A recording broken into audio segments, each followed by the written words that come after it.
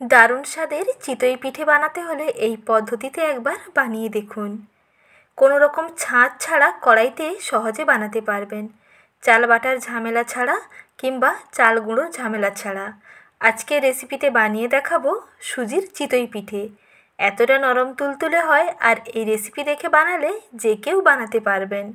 একেবারে 100% শিওর এই রেসিপিতে বানালে প্রতিটা পিঠে একেবারে ফুলকো হবে আর এই রকম তুলোর মতো নরম হবে।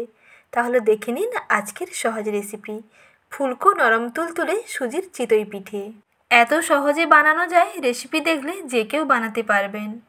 প্রথমে একটা বড় মিক্সিং বোলের মধ্যে 1 কাপ নিলাম সুজি, ঠিক ততটাই নিচ্ছি ময়দা। ময়দা একটু কম দিলেও হবে, একেবারে কাপটা কিন্তু ভর্তি করে নিই, একটু কম আছে। এতটা ময়দা নিলাম, তারপরে এর মধ্যে লবণ দিয়ে দিচ্ছি 1 চা চামচের 3 ভাগের 1 ভাগ। এখন প্রথমে শুকনো উপকরণগুলোকে ভালো করে মিশিয়ে নেব।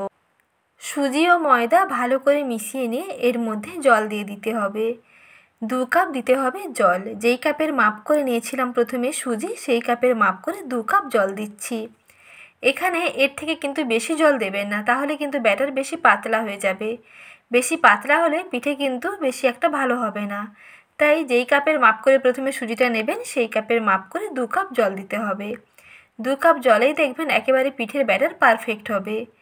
কিছুক্ষণ মিশ্রণটাকে ভালো করে ফেটিয়ে নিলাম। এখন 5 থেকে 7 মিনিটের জন্য একটু ঢাকা দিয়ে ঢেকে রেখে দিচ্ছি, যাতে এই সুজিগুলো ফুলে নরম হয়ে যায়। তাহলে পিঠেগুলো একেবারে ফুলকো ফুলকো হবে, নরম তুলতুলে হবে। তার জন্য 5 থেকে 7 মিনিটের জন্য একটু ঢাকা দিয়ে ঢেকে রেখে দিচ্ছি। আর এখন দেখুন ব্যাটার যতটা পাতলা আছে, কিছুক্ষণ পরে কিন্তু ব্যাটারটা আগের থেকে অনেকটা ঘন হয়ে যাবে। যেহেতু সুজিগুলো একটু জলটা টেনে নেবে, তাই ব্যাটার কিন্তু আগের থেকে একটু ঘন হয়ে যাবে। আর এখানে কিন্তু কোনো রকম গরম জল দেওয়ার প্রয়োজন নেই। নর্মাল টেম্পারেচারে যে জল থাকে সেই জল দিয়েই ব্যাটারটা বানাবেন, পিঠে দেখবেন একেবারে পারফেক্ট হবে। তারপরে এই মিশ্রণটাকে একটা ব্লেন্ডারে নিয়ে ব্লেন্ড করে নিচ্ছি। একেবারে ক্রিমি স্মুথ একটা টেক্সচার আসবে, একেবারে ক্রিমের মতন টেক্সচার করে বেটে নিচ্ছি। সুজির কোনো রকম যাতে দানা দানা ভাবগুলো একটুও না থাকে, সেটা কিন্তু খেয়াল করবেন। এখন দেখুন ব্যাটারটা কিন্তু আগের থেকে অনেকটাই ঘন হয়ে গেছে। এখন একটা বাটির মধ্যে এই ব্যাটারটাকে নিয়ে নিচ্ছি। তারপরে ব্লেন্ডার ধুয়ে অল্প একটু জলও এর সঙ্গে মিশিয়ে নিচ্ছি। জলটা একেবারে সামান্য দিতে হবে। দেখুন জাস্ট চা চামচের 2 থেকে 3 চামচ জল দিতে হবে। সামান্য একটু জল ব্লেন্ডারটাকে ভালো করে ধুয়ে এর সঙ্গে মিশিয়ে নিলাম। তারপরে একটা হ্যান্ড উইচ দিয়ে বেশ ভালো করে ফেটিয়ে নেব। মিশ্রণটা আগের থেকে দেখুন অনেকটা পাতলা হয়ে গেছে।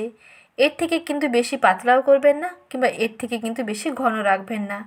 এই রকম মিডিয়াম ঘনত্বের একটা ব্যাটার এখানে বানাতে হবে। তাহলে এই প্রতিটা পিঠে দেখবেন একেবারে ফুলকো হবে, নরম তুলতুলে হবে। আর চাল বাটা কিংবা চাল গুঁড়োর ঝামেলা ছাড়া এইভাবে ইনস্ট্যান্ট সুজি ময়দা দিয়ে সহজেই চিতই পিঠে বানাতে পারবেন। খেতে কিন্তু দারুণ লাগবে। একবার বানিয়ে দেখুন, একবার না খেলে কিন্তু বুঝতেই পারবেন না। তাই দেরি না করে রেসিপি দেখে আজই বানিয়ে ফেলুন। এর মধ্যে আমি একটা সিক্রেট উপকরণ দিয়ে দিচ্ছি, সেটা হচ্ছে ইনো।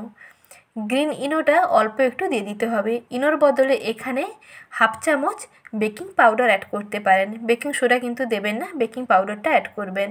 তাহলে পিঠেগুলো ফুলকো ফুলকো হবে আর নরম তুলতুলে হবে। আর প্রতিটা পিঠে দেখবেন কড়াই থেকে ছেড়ে আসবে। ননস্টিকের কড়াই ছাড়াও যে কোনো অ্যালুমিনিয়ামের কড়াইতে কিংবা লোহার কড়াইতে আপনি পিঠে বানাবেন, প্রতিটা পিঠে দেখবেন কড়াই থেকে ছেড়ে যাবে। আর একেবারে পিঠেগুলো ফুলকো ফুলকো পারফেক্ট হবে। ব্যাটারের ঘনত্ব দেখিয়ে দিচ্ছি, দেখুন ব্যাটারটা এইরকম ঘনত্বের আছে। এখন এর থেকে পিঠেগুলোকে বানিয়ে নেব। তার জন্য একটা অ্যালুমিনিয়ামের কড়াই প্রথমে গ্যাস ওভেনের মধ্যে বসিয়ে দিয়েছি। তার মধ্যে সামান্য অল্প একটু তেল ব্রাশ করে নিচ্ছি। আর গ্যাসের আঁচটা একেবারে মিডিয়ামে রেখে 1 হাতা করে ব্যাটার দিয়ে গ্যাসের আঁচটাকে মিডিয়াম টু হাইতে রাখবেন। তারপরে একটা ঢাকনা দিয়ে ঢেকে দেবেন। 1 মিনিটের মধ্যেই দেখবেন পিঠে একেবারে রেডি। দেখুন পিঠেগুলো প্রতিটা কতটা ফুলকো হয়েছে। এইভাবে বানালে প্রতিটা পিঠে ফুলকো ফুলকো হবে আর নরম তুলতুলে হবে। তাই দেরি না করে আপনারাও ঝটপট বাড়িতে বানিয়ে দেখুন। চাল বাটার ঝামেলা ছাড়া খুব সহজে এইভাবে সুজির চিতই পিঠে বানাতে পারবেন, খুব সহজে। উপকরণও কম লাগবে আর ঝামেলাও অনেক কম হয়। ইনস্ট্যান্ট বানিয়ে ফেলতে পারবেন এই রকম ফুলকো ফুলকো নরম তুলতুলে চিতই পিঠে।